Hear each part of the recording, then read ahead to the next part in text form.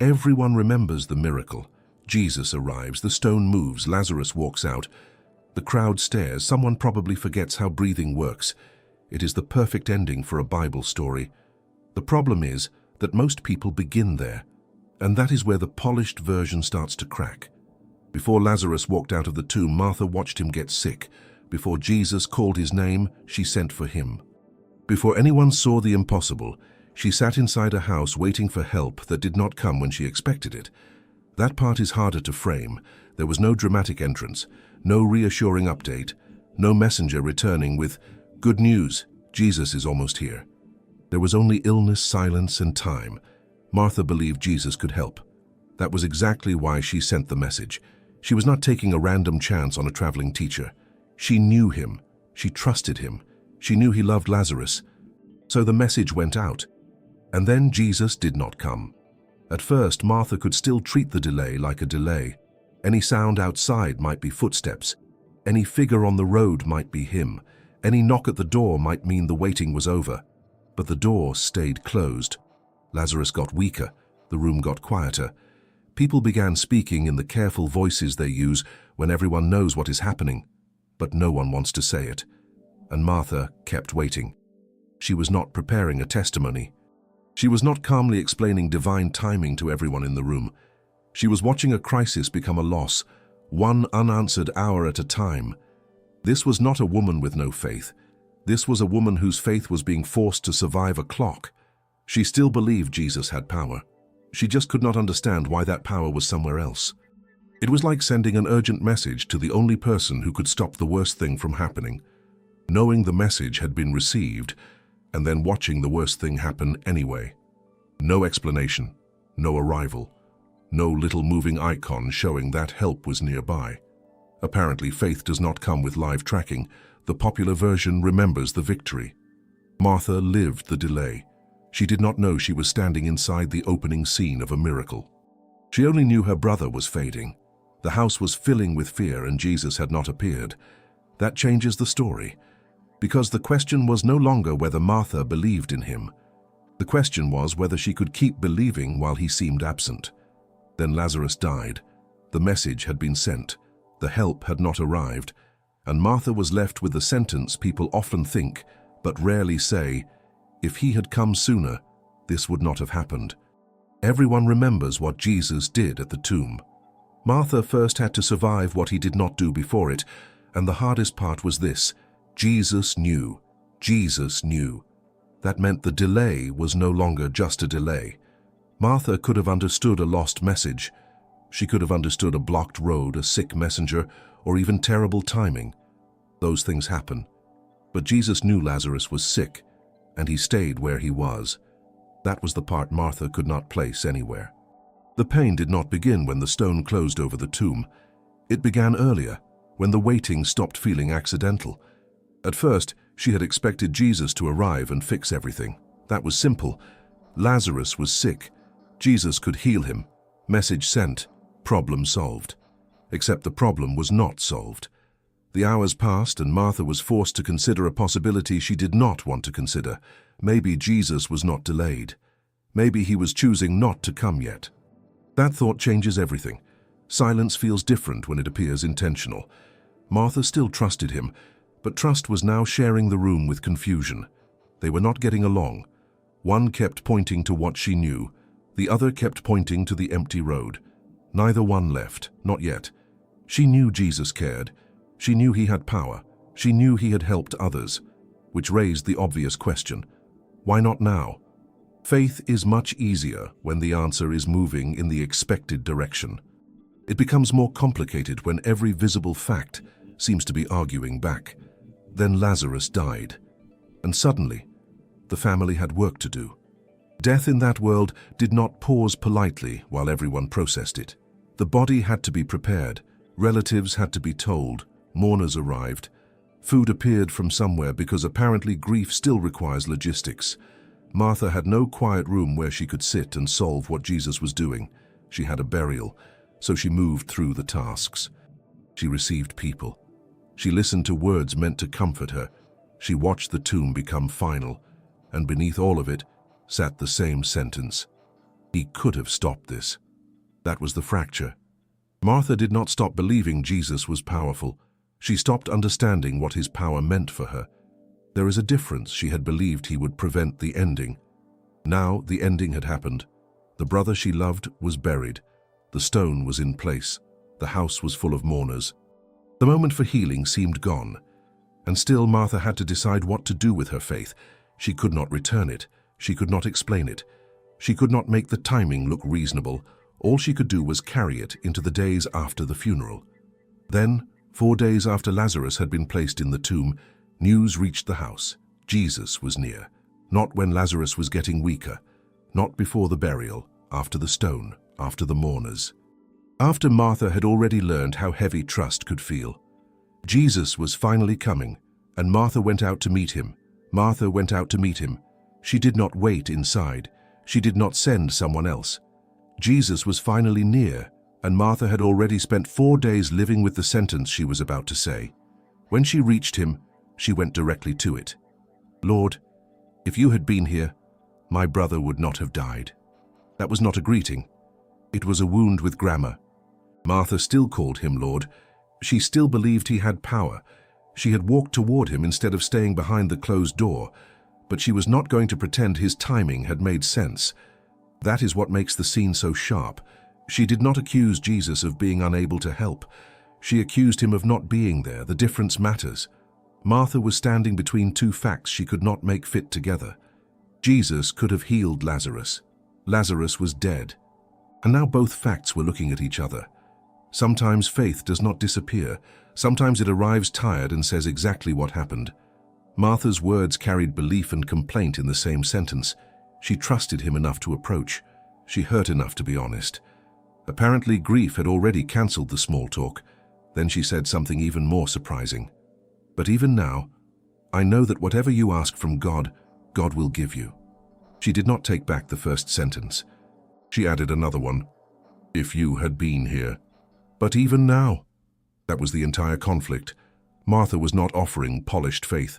She was trying to keep the conversation alive while standing beside something she believed should never have happened. Jesus told her that Lazarus would rise again. Martha assumed he meant someday, far in the future, a safe answer for an unsafe moment. She agreed that Lazarus would rise at the resurrection, which was technically correct and emotionally unhelpful. Jesus was not talking about someday. He was standing in front of her now. He told Martha that he was the resurrection and the life. Then he asked whether she believed him. That question had sounded easier before the funeral. Now Lazarus was behind a stone. The mourners were still nearby. The facts had already delivered their verdict, and Jesus was asking Martha to trust a person standing in front of an ending. She answered that she believed he was the Messiah, the Son of God. The tomb did not open. The stone did not move. Nothing visible changed. But Martha stayed in the conversation. That was the real strength of the moment. She did not hide the accusation. She did not walk away after saying it. She brought the pain directly to the person she believed could have prevented it, and Jesus let her speak. He did not correct her tone. He did not tell her to ask the question more politely. He did not hand her a speech about patience, because his answer was not going to arrive as an explanation. It was going to walk with her toward the tomb. Jesus walked with Martha toward the tomb. That is where the delay stopped looking like background information. It became the center of the story. Jesus had not rushed in to prevent the burial. He was now walking directly toward it. By the time he arrived, the sickness was over. So was the funeral. Lazarus had been inside the tomb for 4 days. The stone was sealed. The mourners had settled into the kind of grief that no longer expected interruptions. From Martha's point of view, Jesus had arrived after every useful moment. After the warning, after the final breath, after the burial, after everyone had accepted the obvious conclusion. Too late. That was the verdict, and to be fair, the evidence looked convincing. Tombs are not usually known for surprise endings. Jesus reached the place where Lazarus had been laid, and the scene did not look like the beginning of a miracle. It looked like the end of an argument.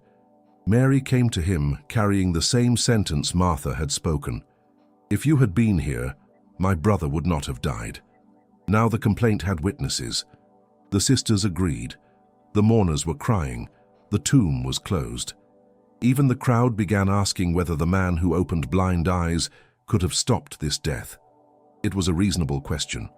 Jesus had performed miracles for strangers, yet the friend he loved had died while he waited. That was the uncomfortable fact standing beside the tomb. But Jesus did not treat the grief like a misunderstanding that needed a quick correction. He saw Mary crying, he saw the mourners, and he wept. The man who knew what he was about to do still entered the pain of what had happened. Then he moved toward the stone. This was not merely a story about resurrection. It was a story about what faith does when God appears late. Jesus looked late to everyone there. Martha had buried her brother. Mary had run out of hope. The crowd had already formed an opinion, and Lazarus was very definitely not available for comment. Then Jesus gave an instruction. Remove the stone. Martha immediately objected. That made sense. The tomb had been closed for 4 days. Opening it did not sound like faith. It sounded like making an already terrible day noticeably worse. But Jesus was not asking Martha to understand the delay. He was asking her to move the stone in front of it. That was the turning point. The same Jesus who seemed too late to stop death was standing in front of the place where death appeared final. He had not arrived in time to preserve the old ending. He had arrived to replace it. It was like watching a deadline expire, accepting the loss, closing the file, and then discovering that the person with final authority had never accepted the result. Everyone else saw a sealed conclusion. Jesus saw a door. He waited. Martha suffered through that waiting, and now the tomb had become the place where her question would finally meet his answer. But first, the stone still had to move. The stone still had to move. Jesus had brought Martha to the place where every visible fact said the story was over. Then he asked her to open it. Martha had already pointed out the obvious problem. Lazarus had been inside for 4 days. The tomb was not holding a patient waiting for treatment. It was holding the conclusion everyone had accepted. Jesus reminded her that belief would allow her to see the glory of God. So the stone was moved.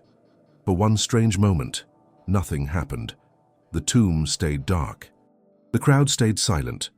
Martha stood outside the place where she had buried her brother and waited again.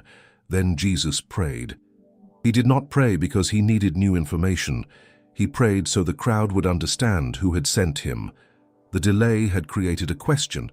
Now Jesus was about to answer it in public. He turned toward the tomb and called out, "Lazarus, come out!" That was all. No ceremony, no complicated instructions, no dramatic negotiation with death. Just a voice. And somewhere inside the darkness, a dead man obeyed.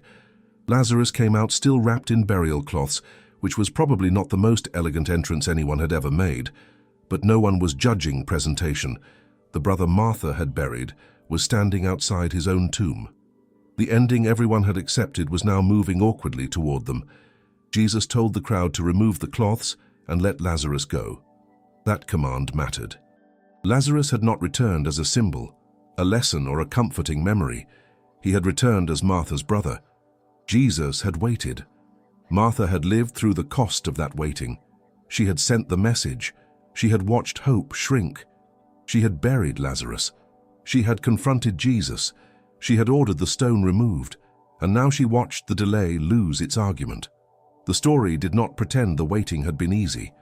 Jesus never told Martha that the funeral did not matter, because a miracle was coming. He had listened to her complaint. He had wept at the tomb. Then he showed that the delay had never been stronger than his authority. Martha had believed Jesus could stop Lazarus from dying. Now she saw something larger. Death itself still answered to him. That was the real ending. Not only that Lazarus walked out, not only that the crowd saw the impossible. Martha discovered that what looked final to her had never been final to Jesus. She thought he had arrived after hope was gone. Instead, he arrived with authority over the thing that had ended it. The answer had not arrived before the tomb. It had arrived at the tomb where every witness could see that Jesus had not lost control of the ending. The wait did not outlast his voice. Martha thought Jesus had come too late. But when he called Lazarus out, even too late had to move. Which misunderstood Bible story should be simplified next? Mary, Peter, or Job?